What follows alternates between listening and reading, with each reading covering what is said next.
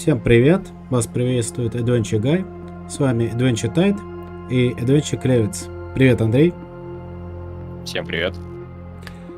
Сегодня мы будем с вами смотреть трансляцию, посвященную еще одной части грядущего руководства Мастера 2024. Если конкретно, создание приключений. Часть одной из глав, как я понимаю, посвящена созданию своего мира, своей компании. Андрей, ты когда-нибудь делал собственные приключения? Да, у меня был небольшой опыт, но это было скорее ваншот на пару игр, поэтому, как таковую компанию я не создавал. Но небольшой опыт был. Для своих, конечно. Это было хэллоуинское такое приключение, где мы играли за тварей, монстров, и игрокам предстояло выполнить определенную работенку, чтобы расквитаться по своим долгам. Ты при подготовке пользовался старым руководством Мастера 2014 года? Тебе что-то там помогло, чтобы создать, я не знаю, эстетику приключения, какую-нибудь задумку? Возможно, ты накидывал подземелья с помощью тех таблиц, которые там были? На самом деле я ее читал, да, но скорее только использовал для эстетики, но не для подземелий. А у тебя расскажи о своем опыте. Честно говоря, я впервые прочитал руководство Мастера, когда оно вышло в русском издании. И не сказать, чтобы оно особо мне помогло, потому что на тот момент я уже отводил компании, отводил несколько приключений, пробовал свое, я не создавал, но очень-очень сильно модифицировал какие-то вещи. И в этом плане, в создании каких-то небольших приключений, да, я брал в качестве референсов то, что там написано. Вот в этом плане оно мне очень сильно помогло сделать, скажем так, начальный толчок. А в целом, после этого я использовал сторонние ресурсы, то есть Dungeon Master Guild, какие-то видео, вот, чтобы, скажем так, модифицировать те приключения, которые мы проходили с моими друзьями, с моими игроками. Слушай, да, на самом деле, по-моему, достаточно много ресурсов, помогающих тебе создать компанию. Там есть и калькуляторы для монстров, для расчета, онлайн с ними. Поэтому, как будто это все можно почитать в книге, но иногда удобнее пользоваться сторонними сайтами. В том-то и дело, в общем-то, авторы говорят о том, что все это было, есть в книге игрока 2014 года, но оно было не очень удачно скомпоновано. И это создавало некоторые проблемы для тех же самых начинающих ДМов в плане поиска необходимой информации. Не было ее хорошей структуры. И поэтому многие посчитали, что эта книга в некой степени сложна или в некой степени не столь проста для начинающего или даже среднего ДМа. То есть информация есть, но как бы она не явна, она не структурирована, и ей тяжело ее отыскать, а потом пользоваться. Да, я с тобой согласен, потому что именно в тот момент я был как раз... Это была моя первая игра, которую я проводил в качестве ДМа, я выступал впервые. Поэтому подготовка к ним была, конечно, для меня волнительной и очень сложной, я бы сказал. Но это был достаточно интересный опыт. У нас начинается. Да. Заходит с козырей и сразу обсуждает, в общем-то, как проводить приключения, как создавать. Это потрясающе. Да, можно и так ограничиться.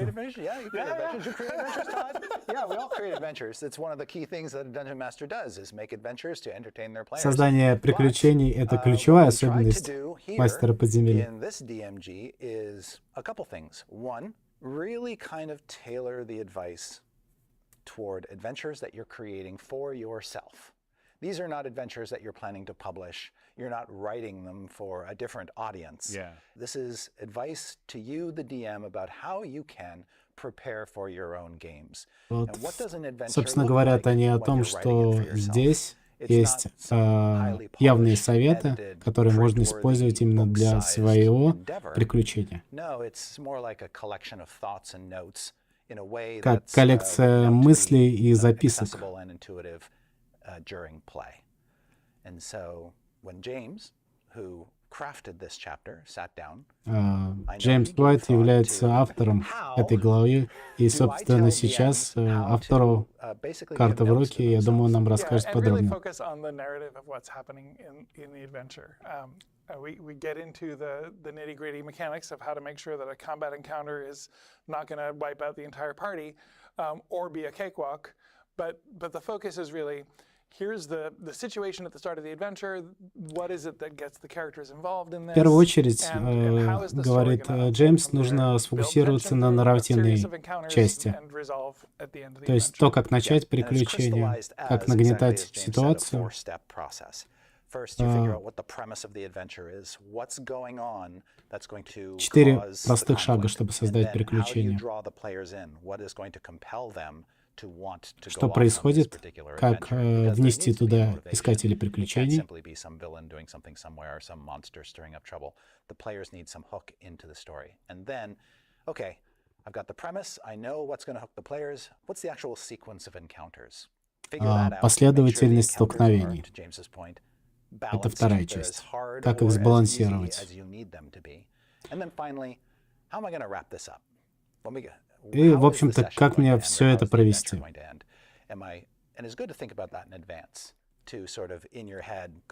Мне кажется, это очень частая ситуация, когда ты не рассчитываешь силу монстров или силу ловушек, и партия погибает в попытке на проломную пройти то столкновение, которое ты им оставил. For me, it's rewarding as a creative exercise. When I'm actually thinking about the adventure, it's rewarding to think about the possibilities and how can I make the events of the adventure resonate with my players? How can I take something that's key to a character or multiple characters and Перкинс говорит очень, наверное, известную вещь для каждого, кто хоть когда-либо был мастером, есть мастером. Это про то, в чем награда для мастера.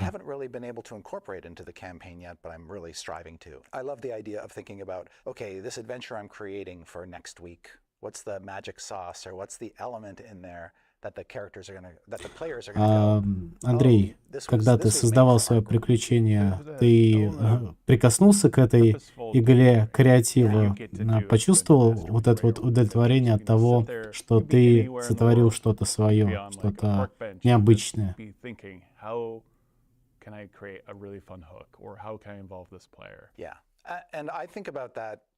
Whenever I go like on walks for the dog, that's what I'm thinking about in my own home campaign is, okay, all the characters in the party are going on a journey. And they each have an arc. You know, when they get to the end of the campaign or the end of the adventure, their characters aren't going to be in the same place that they were when they started. Something will have changed. What are those arcs? What are those opportunities for characters to grow and change and learn new information? Арки персонажей — это очень... Да, важная часть — это, собственно, топливо, которое помогает создать приключения. Talking about how you string adventures together, character development over the course of a campaign. It's a very sort of big picture way of thinking about each element of the campaign. Where I had been thinking, приключения — это элементы кампании, которые можно нанизать как бы на ниточку, чтобы они идеально подходили друг к другу.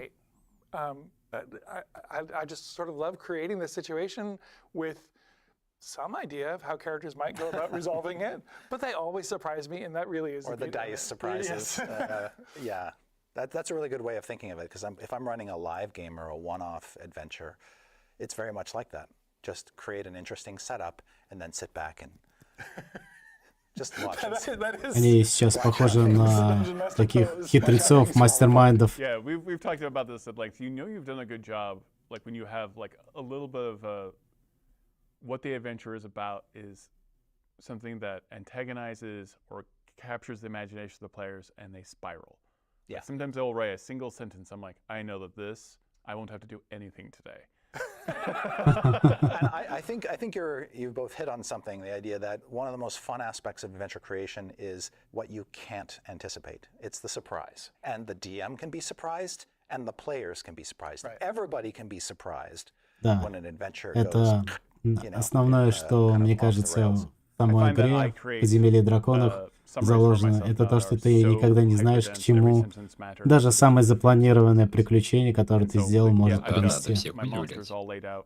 In my encounter builder and all that for the anticipation of all of it, but I keep it so brief now based off like how I know things will spiral. And also my players always ask, are we ruining your game? And I'm like, it's not my game, and I love nothing than burning it all to the ground. Yeah. Like Yeah. if I bring this up a lot, I made a town where a green dragon had taken over, and it just, shambling mounds were walking the streets, and everyone was hidden in the town, but every NPC they met was a jerk. So many times, and they're like, can we just leave them? this? Let the town get consumed. It's like, Absolutely, that's my fault. All these people are terrible, and they did. That day, they went and started a pirate fleet. They stole a ship. Это from- печальная история, когда ты творишь целый город, that happens fairly often where а игроки due to хотят some что-то miscalculation, другого. somehow you've sort of pushed the characters off in a new direction. And we have feedback in this book about that. It's like, well, if you don't get to the adventure you have planned, you can save it, Yeah. because you'll always be able to figure out a way to reuse that material in some other way. And then when you don't create anything worth saving, Yeah. the characters will go and find something else to do. Yeah. Something they care about. Yeah. This is not a film. They don't have to be here. Yeah. Да, у меня часто возникала такая проблема на сессиях, And и that also пока ties я back не to стал stuff we talked готовить about небольшие the early маленькие chapters of the book, but the приключения, importance of которые communication можно between players and Dungeon воткнуть Master and- в любой and момент. establishing Это было expectations проблемой. up front, and there's sort of we talk about a little bit of social contract of adventure design. The Dungeon Master has a responsibility to create a good reason for the characters to do the thing that the Dungeon Master has prepared. And the players, in turn, have a responsibility to respect the work that the DM has put into preparing and take the hook, assuming that it's reasonable. But sometimes, it just doesn't work.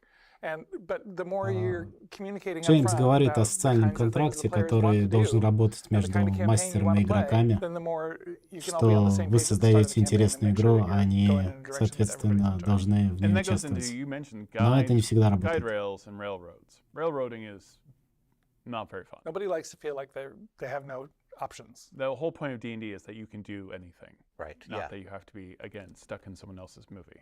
Это самый продающийся But we also лозунг say о том, that there что is, в ДНД sort вы of, можете for lack делать of a все, better что metaphor, угодно. kind of an И invisible на самом railroad, деле, a sort of sense по крайней мере, с моей of точки where you зрения, want the одна story из to самых go. больших, And if the одна из characters go самая wildly off большая track, ложь it's a tool that в the этой DM игре. can use to kind of reorient and kind of get them back in the Не, ну direction почему? that the Сделать-то ты campaign можешь needs все to что go угодно. in order to survive and Ну, be fun так for или иначе, everybody. And there are ты many всегда tricks and ограничен tools that DM can сеттингом, use, and these are историей, talked about and elaborated upon in the характером guide своего персонажа. keep Я things просто moving к in a тому, что direction это не that's fun for совсем everybody, even if it's not the direction честная you формулировка. intended. And you Скорее, also have ты guidelines свободен for во the многом, adventure но не во situational всем. level, and I love this because like 1 to 4 is you're the local heroes. So in the 2014 Player's Handbook and Dungeon Master's Guide, we talk about sort of the tiers of play and the way that the scope of an adventure might change over time. From your saving the village to your году они saving как the раз world говорили or о the том, что multiverse at the highest levels of play. And приключения so we talk about привязывались к that, and then этапам we игры. show you examples of what that might look like by giving four tables of adventure situations broken down by level. So you can see the kind of scope of adventures that we anticipate you're going to put level 1 to 4 characters in versus the really sort of mind-blowing a dragon is trying to become a god schemes that might be going on at the highest levels of play. James, you have some dice here. I do have some dice. You wanna... This is I love tables. This is why I like Wild Magic Sorcerer so much. Any chance to roll on So a table. Todd, you're a DM. You want to run an adventure, a one-off adventure for characters in levels Пожалуй, 1 да. to 4. Мне кажется, большая часть игроков и мастеров обожает 5 to 10 is a sweet spot. таблицу создания. Сейчас они, видимо, нагенерят. Основа для приключений. Да, это прекрасно. Ух ты, потрясающий арт. Здесь мы видим мирфолков. And the coastal village is sort of recovering from the storm, and the characters can help with the recovery. But then as they're helping out, strange behavior seems to be afflicting some of the coastal folk. And it's like, what is causing this? And when you ask around, it's like, well, this is new. It hasn't been this way since before. Завязка очень похожа на сюжет какого-то лавкрафтовского ужаса. And there might even be some footprints leading to and from that haven't been completely eroded away, and somebody's taken something out of a wreck and brought it into the town, and it is now perverting or converting local villagers into something other. It also calls into question who was having this evil artifact shipped in the first place, and when will they come to the town? Right, and that may be Всегда an приятно expanded kind of смотреть idea where на if you find the rest of the креатив, shipwreck or maybe a lost chunk, you'll find скажем так, missing профессионалов, or something профессиональных indicate мастеров. who bought it, Когда and я who's вижу, как transporting it to он where, на for ходу what purpose, and that may придумывает inspire further сюжет adventures. даже такого Actually, let's do небольшого 1 through 4. I'm curious. приключения, Okay, sure. у меня это вызывает Six. приступ восхищения. A new sinkhole has revealed a long-buried Причем dungeon. описывать все в таких мелочах, That's terrifying, которые too. What's как underneath будто it, не you важны, don't но know. очень Let's try важны на самом деле. levels 11 through 16. And so these are all tables for different levels. 6. The ruler of the realm is sending an emissary to То a есть, как hostile мы видим, neighbor to на negotiate каждый truce, and the тир emissary needs у них protection. есть As a part табличка of an с adventure has, not only do you have to get to your destination, you have to keep so and so alive. началом различных приключений. And that can have a Зацепок lot of friction приключений. for whatever, your alignment that you tend to be. Like, what if this is a very evil character, but your job is to keep this person alive? Or this is the only thing keeping the peace. Yeah, or this doesn't say anything about the role that the characters play in this adventure. Yeah. Они The подходят, эти таблицы, для как добрых персонажей, так и злых персонажей. Они просто дают основу, и основа подана таким образом, что и ты, будучи паладином и будучи самым злым колдуном, они тебе эти подойдут. Это очень... Причина, почему вы должны быть вместе Yeah. Well, we have to do a top level. и Oh, пройти true. The 17 to 20 level one. что-либо. 5. Это 5 прекрасно. is a god of agriculture is angry, causing rivers to dry up and crops to wither. So what do the characters do to stop this situation? Human sacrifice. Wow. Possible to pull that one directly from Да, Mythic это Odyssey. классный ответ на любую проблему. Просто It принесите calls into кого-то в question, жертву. what did everyone do to cause this god to become angry and lay waste? Right. It could be a terrestrial thing where you have to address Почему the бы и issue да. on the ground by correcting whatever has offended the god. Or it На самом might деле be a очень multiversal интересная issue where you have to система с travel этими to the таблицами. gods Очень бы all хотелось realm, посмотреть, maybe насколько in the они, upper эти planes or таблицы, somewhere else, and suddenly it's a обширны planar для adventure where трактовки you're и searching for реиграбельны. for, То есть, access есть ли to возможность, this divine being. если Which is тебе, amazing to go предположим, from, ты like, придумываешь your farmland приключения to и like, okay, we'll take накидываешь, care of this. у тебя попадается одно и то же, Go talk to насколько a вот эти god. пункты, они So going from like a small town with some farm реиграбельны, чтобы их можно по-другому было ending обосновать, in, на их основе что-то Yeah, придумать. my То есть brain is going закладывался to ли такой ресурс Infernal в них? forces Или have это traveled просто, up the грубо говоря, grove tree приключение на to 5 the- минут, the вот тебе дали god's пункт, domain in и ты Arborea можешь его and, потом вычеркнуть из wreaking таблицы. havoc up there, and you find yourself in a full-on celestial war. I go to right away like cult stuff where they've been making sacrifices to make sure the crops grow Right. and circumventing the god in some way through Yes. through Exactly. nefarious There might be means. some weird apocalyptic winter cult that's like pledged allegiance to the Prince of Frost, and so the land has become frozen, and the agriculture. Вот этого господина упоминали на одном из прошлых стримов, который передает нам привет из 4-й And you редакции. go into, adventure maps, sample maps, map inspiration. And Да, again, we've already огромное talked about this, like, bringing that количество location карт, to life. которые можно использовать в этих приключениях. Мне очень нравится, как они оформлены. Их можно использовать как основу для своих карт. Как говорится, просто добавь воды, в данном случае наложи текстуры. И они в целом очень-очень реиграбельны.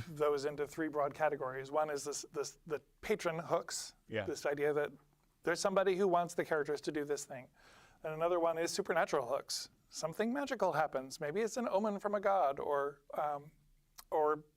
a flight of birds doing strange behavior or whatever.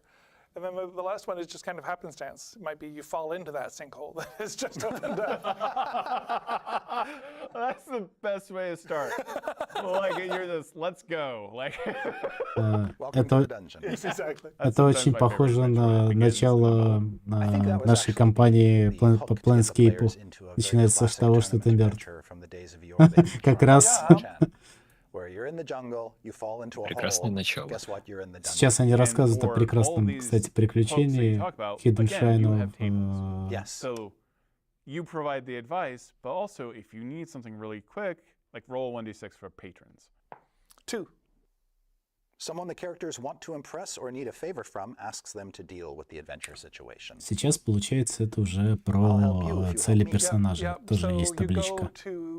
A king and looking for a favor, and he says, fine, I'll help you, but first I need you to deal with this agricultural community where the crops have stopped growing because they're our breadbasket. You deal with that, figure out what's going on there, and you can have... Получается, они готовят таблицы на все случаи жизни. Ну, они вначале сказали, что есть 4 шага по созданию приключения. То есть первый шаг — это вот сетап, который мы с тобой слышали. Второй сейчас — это то, какая суть персонажа, что им в этой ситуации нужно делать. И вот они применяют касательно к своей, да. Ну вот сейчас у них 1D6, получается, на 4 таблицы достаточно большое количество вариаций. 24, получается, если я правильно понимаю. Ну, мы не знаем, какие дальше.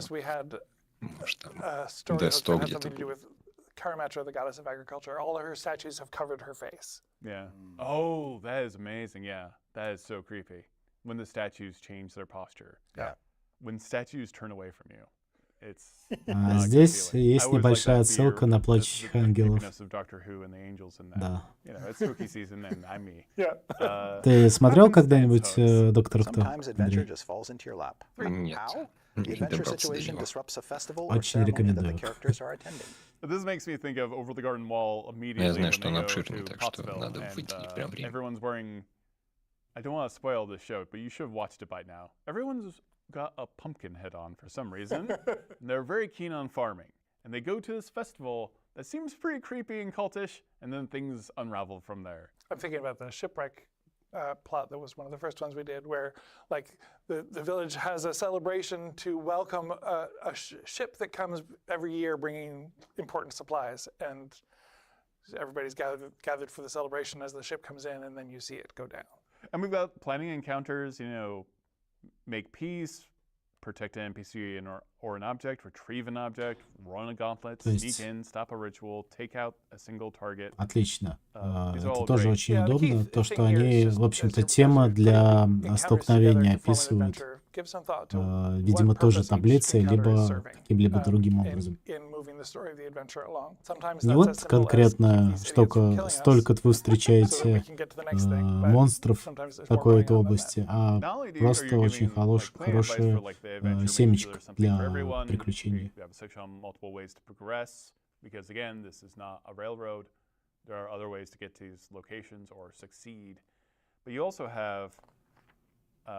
Advice on adventuring NPCs that can help, especially if you need to flesh out the party a little bit, or you're running a one-on-one adventure even for someone. NPC advice. Да, вот это вот очень интересная система. 1 на 1, один мастер для одного игрока. Интересно, каким образом они организовали это в своей книге, потому что я видел множество советов от различных DM, как проводить 1 на 1. If the characters are sort of lost in their own they don't really know what to do and they can't come to any agreement, an NPC who they like could simply say, well, maybe think about this, or did you remember that thing that happened last session? Советы по использованию The DM нипов. can basically, through the NPC's mouth, sort of help the players Периодически come to a приходится natural использовать нипов good для conclusion того, about what чтобы to do next. направить I feel like this свою might be the группу в appropriate place нужном to get направлении, into the особенно lethal, когда они действительно потеряются. combat encounter math revision.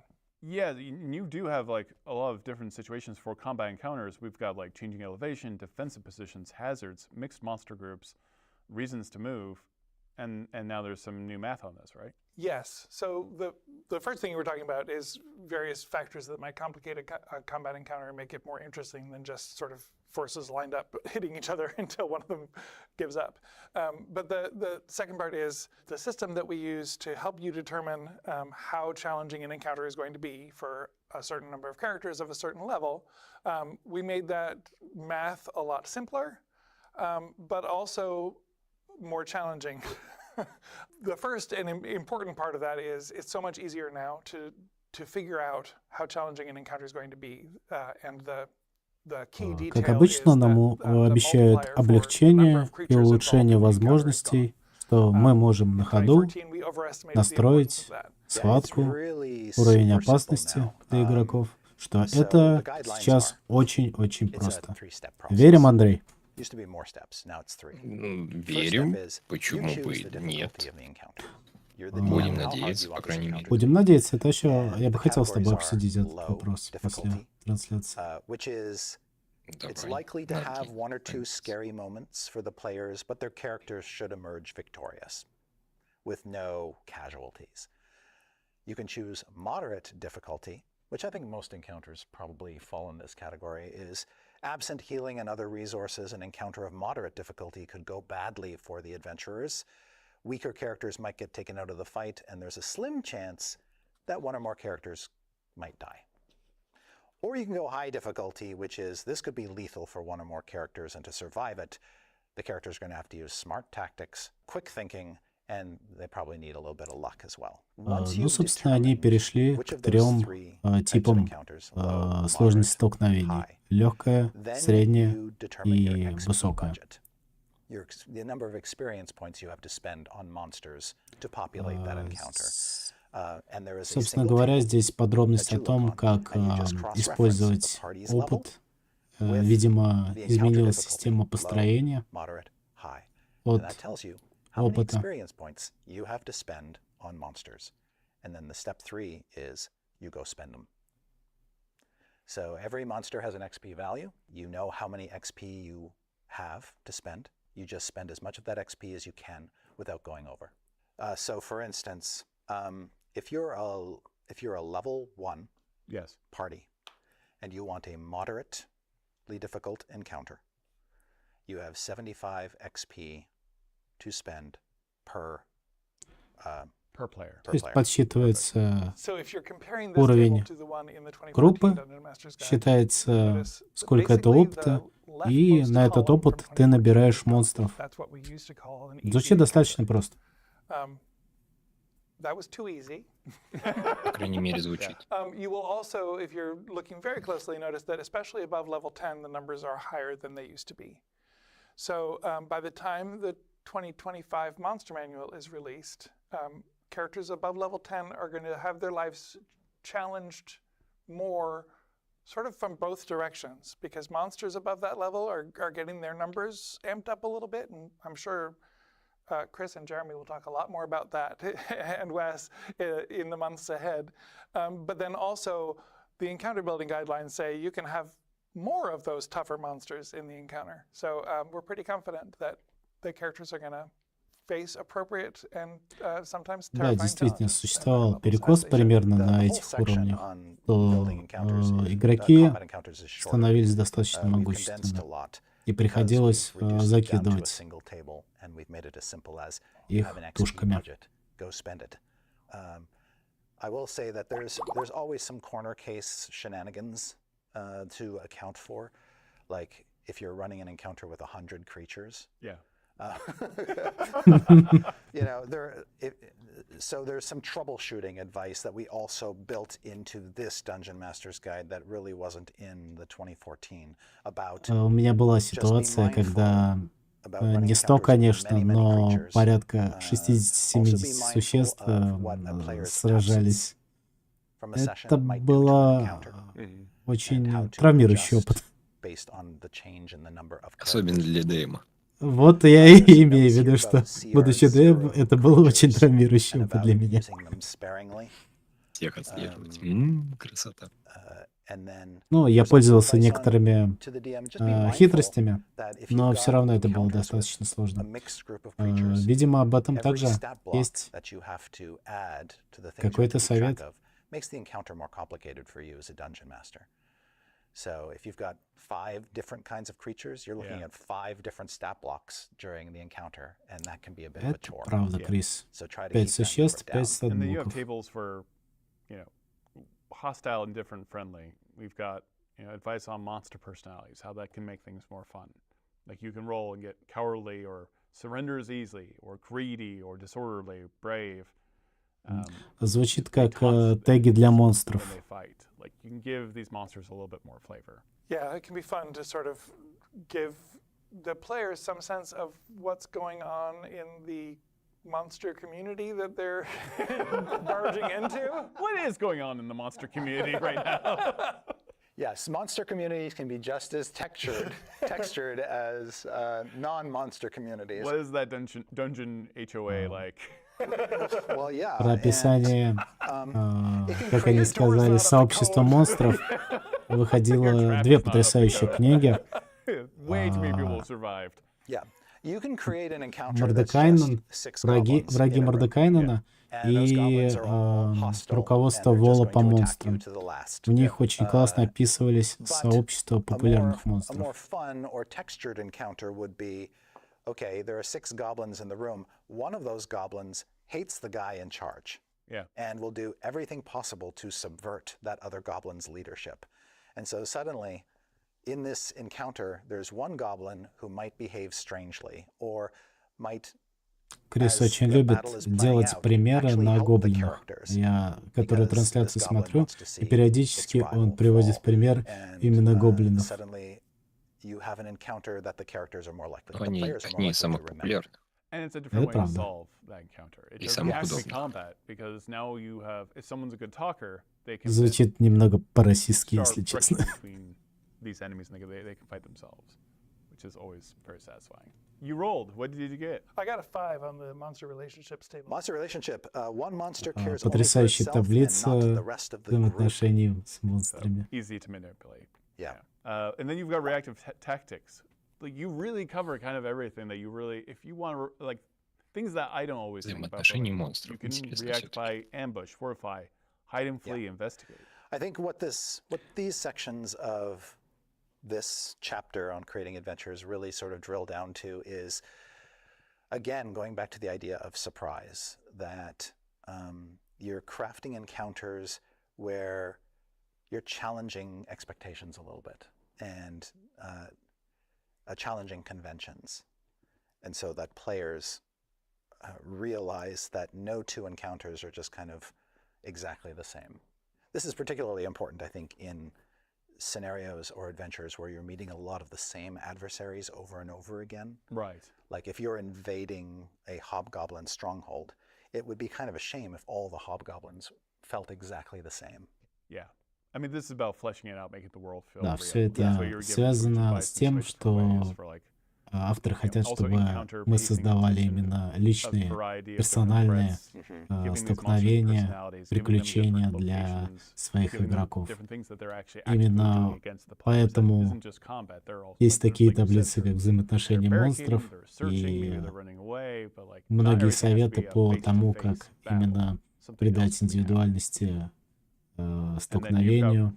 Random Нипом. encounters here, and also advice on how to bring the adventure to its end. You actually have also a table on top of that advice. Adventure Случайное Klevets. столкновение — это одна из go моих on. любимых This is a D10 таблиц. table. 6. An ally betrays the adventurers as they're about to achieve their goal. Parentheses, use this climax carefully and don't overuse it. Why, James? Curse your sudden but inevitable betrayal. Yeah, if you pull the rug out from under the players too often, they will become jaded and miserable, and they will not trust any of their allies going forward. Right. You know, the characters have found their way into the agricultural gods' domain. На самом деле это действительно очень мощный прием, когда кто-то из союзников персонажей предает их, но действительно пользоваться им часто это превращает в некий моветон. Somebody decides they have to side with the Было devils. дело. And then again, you have the advice on individual treasure. Yeah, how you dispense treasure over an adventure, basically. And then again, adventure examples 5 to be exact. and encounter examples. Yeah. We've got like the That's foul 5 more string. than the last DMG had. That's something. 5 примеров приключений. Is there anything? No, I think that's basically it. That is the No, adventures that chapter. is a very thorough chapter, and as it should be, because this entire game is about adventuring. Yep, adventures are kind of the core of the fun around which D&D campaigns thrive.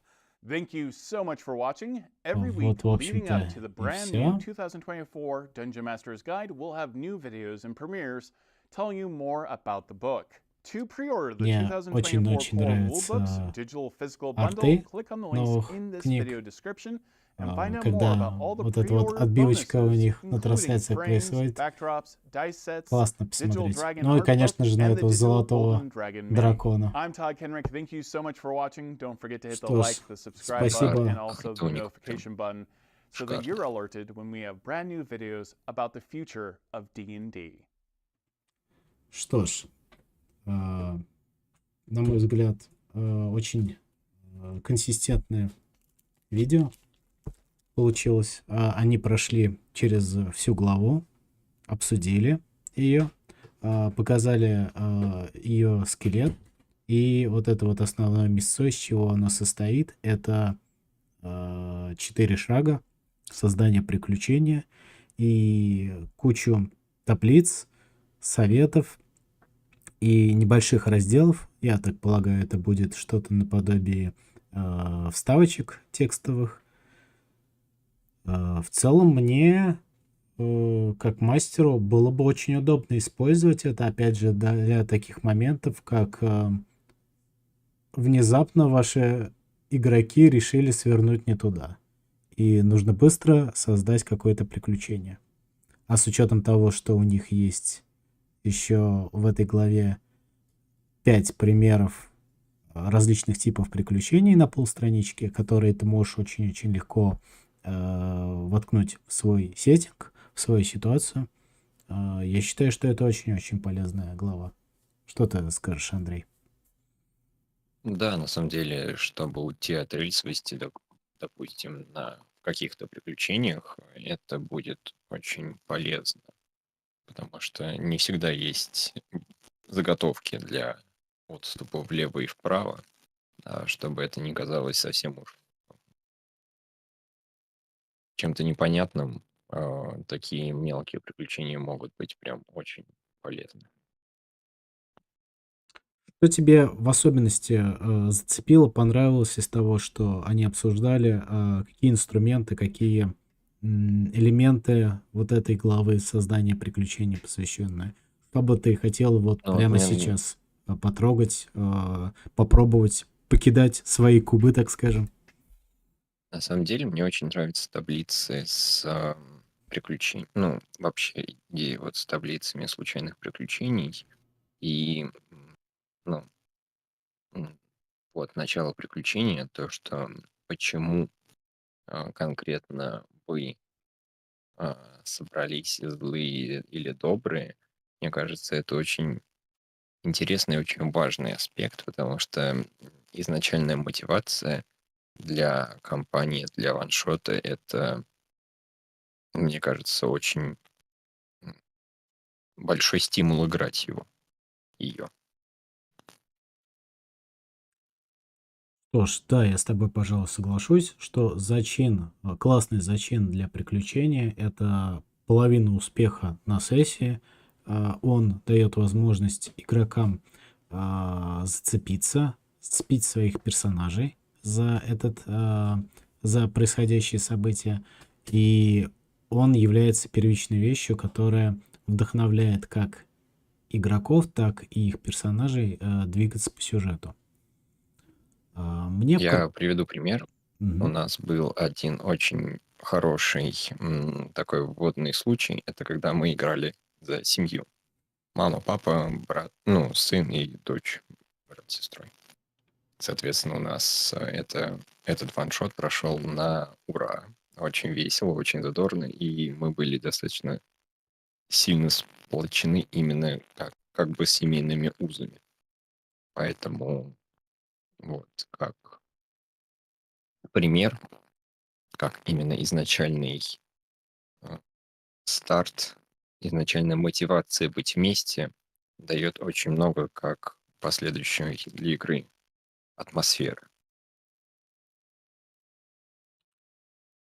Касательно инструментов, о которых они говорили, мне бы очень хотелось посмотреть на два из них. Я не жду, что это обширное знание богов на 10 страниц, но очень интересно то, как они видят использование приключений для игры 1 на 1. То есть, когда играет игрок и мастер. Я думаю, что там содержатся достаточно простые советы, которые позволят адаптировать любое приключение. Наверное, не совсем правильно не адаптировать, а создать такое приключение, с которым вы можете играть со своим другом, или даже можете сыграть с человеком, который никогда не играл в ДНД, но вы хотите получить эту душу в свою секту. И второй инструмент — это управление большим количеством NPC, нипов, монстров. Очень интересно, каким образом это предлагается организовать в данном руководстве мастера, потому что часто в моих сюжетах игр происходят достаточно эпические битвы, и периодически я испытываю трудности с запуском больших столкновений, больших каких-то событий.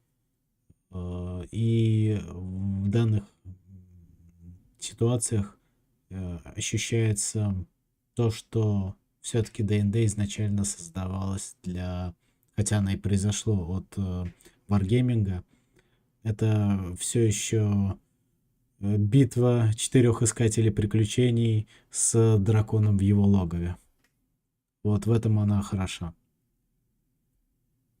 Но посмотрим, насколько они исправили. Посмотрим. Да, я согласен, что, наверное, 100 противников сейчас это достаточно сложно, и всех мониторить прям большая боль.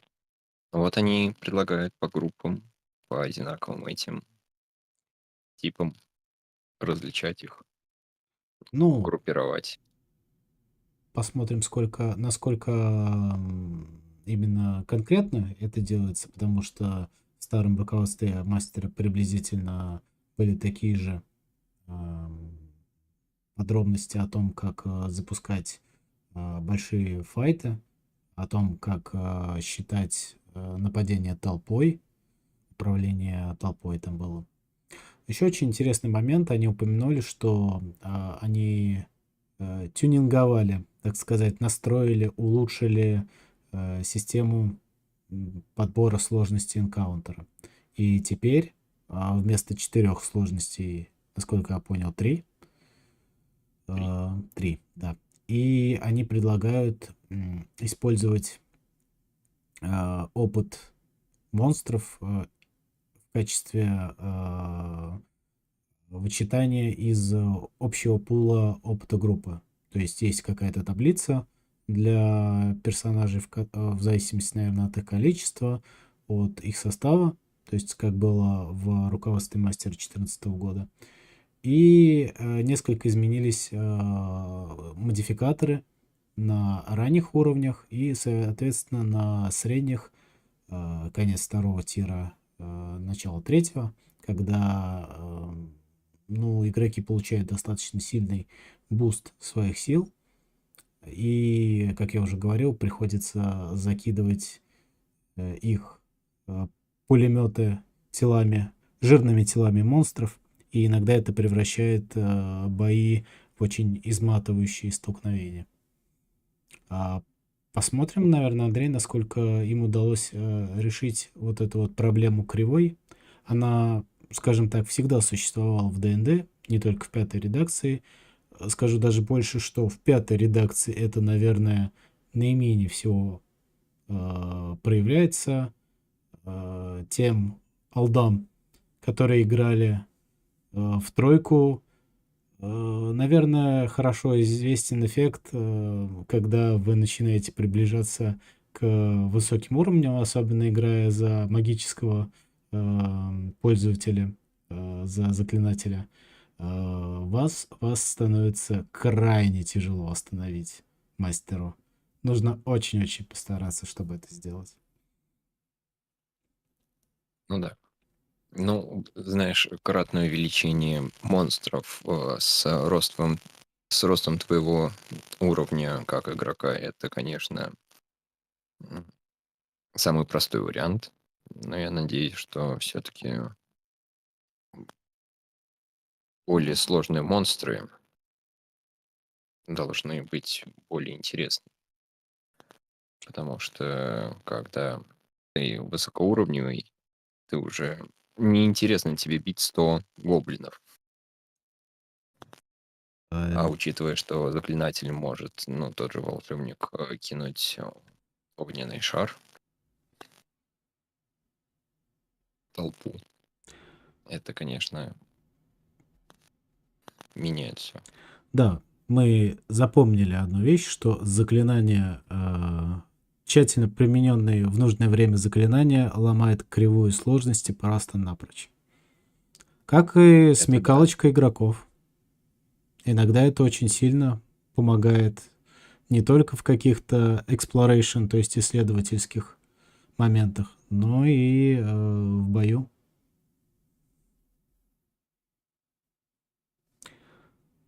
Что ж, мы обсудили с тобой, значит, кривую опыта, как она изменилась, упомянули о структуре, порадовались таблицам. Да, игроки в ДНД всегда любят таблицы. Ну, как и на самом деле мастера тоже. Таблицы — это хлеб и вино этой Это игры. удобно. Это удобно, это безумно удобно. И это классно. Кидать кубик по таблице — Да, это жир.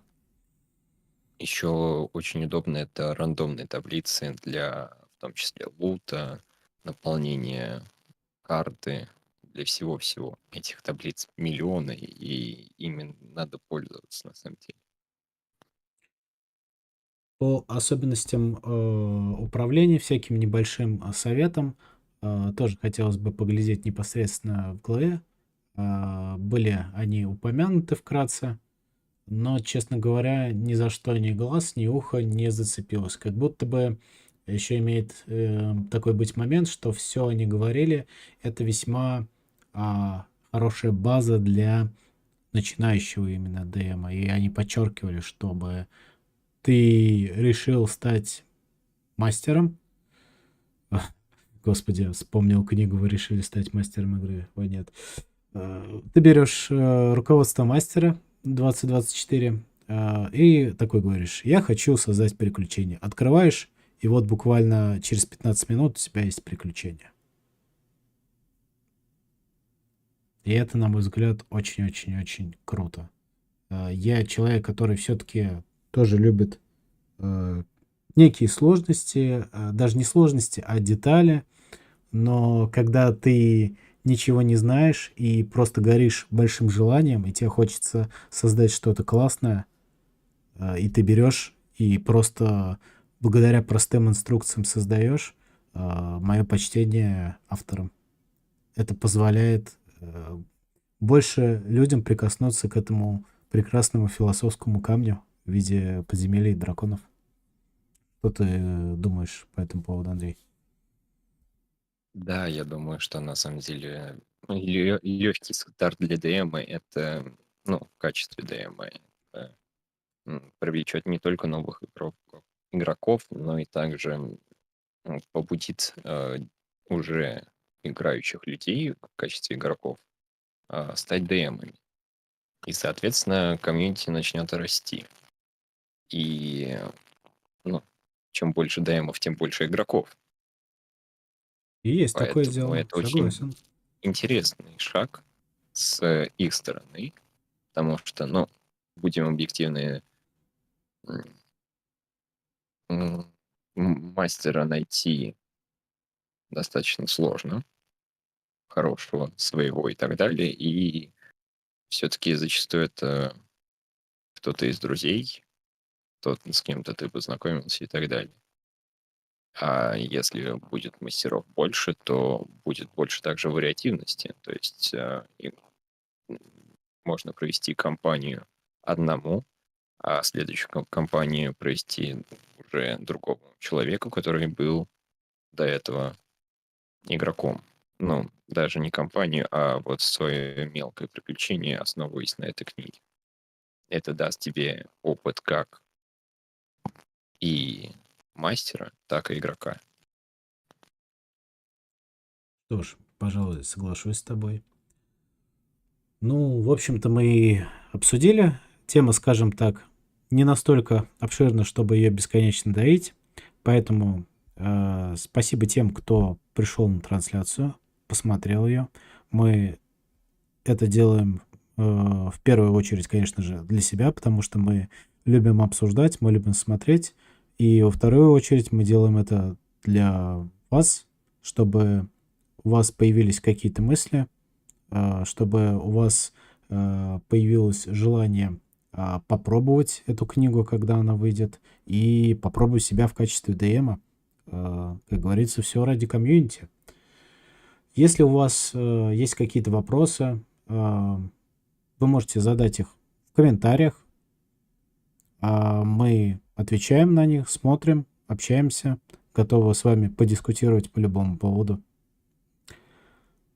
Приходите к нам на трансляции. Мы как минимум планируем еще одну. Остальное будет зависеть от Wizard of the Coast, потому что книга уже очень-очень-очень скоро появится в доступе на Beyond. И спасибо вам, что были с нами. Андрей, пару слов от тебя. Да. Большое спасибо всем, кто пришел, и тем, кто будет смотреть эту записи. Да, мы благодарим вас. Оставляйте комментарии, приходите к нам общаться. У нас есть социальные сети, где мы всегда рады вас увидеть, вас услышать и ответить вам, возможно. Ну что ж, всем доброго времени суток. Будьте здоровы и до новых встреч. Всем всего доброго.